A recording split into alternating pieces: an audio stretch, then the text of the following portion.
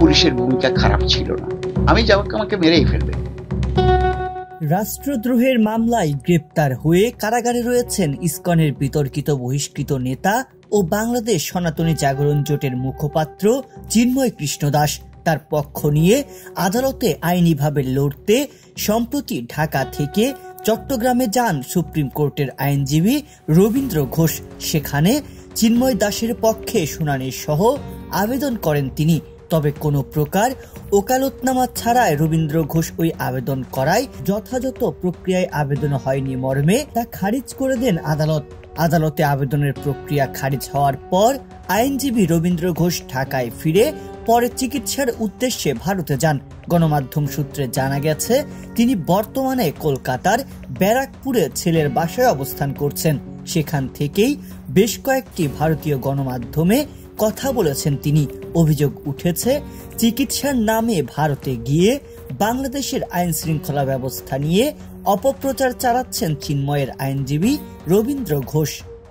সিঁদুর পরা, এই পরা, এগুলো সব হলো শত্রু, ইসলামের দুশ্মন। ভারতীয় বেশ কয়েকটি গণমাধ্যমকে দেয়া ভিডিও সাক্ষাৎকারে রবীন্দ্র ঘোষ অভিযোগ করেন যে চিন্ময় কৃষ্ণ দাস শারীরিক এবং মানসিক নির্যাতনের শিকার হয়েছেন। মিথ্যা মামলায় ফেরানো হয়েছে চিন্ময় দাসকে। তার দাবি, চট্টগ্রামে চিন্ময়ের মামলার শুনানির সময় স্থানীয় আইনজীবীরা তার সঙ্গে দুর্ব্যবহার এবং হত্যার হুমকি দিয়েছেন। চিকিৎসার প্রয়োজনে রবীন্দ্র ঘোষ ভারতে গেলেও ইতিমধ্যেই ক্ষমতাসীন বিজেপির একটি প্রতিনিধি দলের সঙ্গে সাক্ষাৎ করেছেন তিনি। তবে চিন্ময়ের আইনজীবীর এমন কর্মকাণ্ড আর মন্তব্যকে মামলা শুনানির নামে রাজনীতির অংশ বলেই মন্তব্য করেছেন চট্টগ্রাম জেলা আইনজীবী সমিতির সভাপতি মোহাম্মদ নাজিম উদ্দিন চৌধুরী। তার মতে, বাইরে অবস্থান করে বাংলাদেশের পরিস্থিতি উত্তপ্ত এবং ভারতকে খুশি করার জন্য আইনজীবী রবীন্দ্র ঘোষ এখন নানা ধরনের মিথ্যা কথা বলছেন। একই বিষয়ে আইনজীবী রবীন্দ্র ঘোষের ভারতীয় গণমাধ্যমে দেওয়া বক্তব্য পুরোটাই বানোয়াট এবং মিথ্যা বলে দাবি করেছেন সুপ্রিম কোর্টের আইনজীবী এবং চট্টগ্রাম মহানগর দায়রা জজ আদালতের এক সহকারী সরকারি কৌঁসুলি। এখন হয়ে গেছে এই তত্ত্বাবধায়ক সরকার না, এটাকে বলে ইন্টারিম গভর্নমেন্টে। এখন মনে হচ্ছে উনি এটা এক সরকার চালাচ্ছে যেখানে এটার কোনো ভিত্তি নাই। এদিকে ভারতীয় অবস্থানকালে বাংলাদেশের একটি গণমাধ্যমের প্রতিনিধির বেশ কিছু ব্যক্তিগত প্রশ্নের সম্মুখীন হন রবীন্দ্র ঘোষ।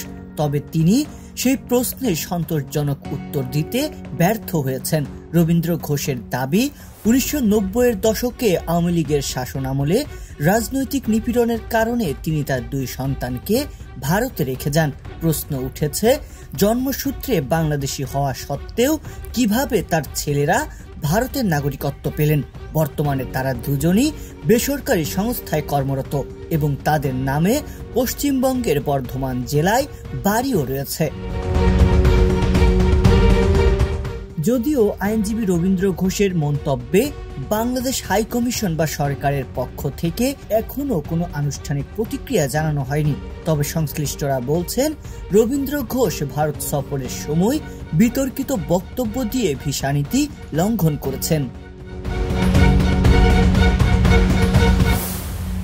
সংবাদ, ফিচার ও অনুষ্ঠানের জন্য ভিজিট করুন সংবাদ প্রকাশের ওয়েবসাইট এবং যুক্ত থাকুন ফেসবুক পেজ ও ইউটিউব চ্যানেলের সঙ্গে।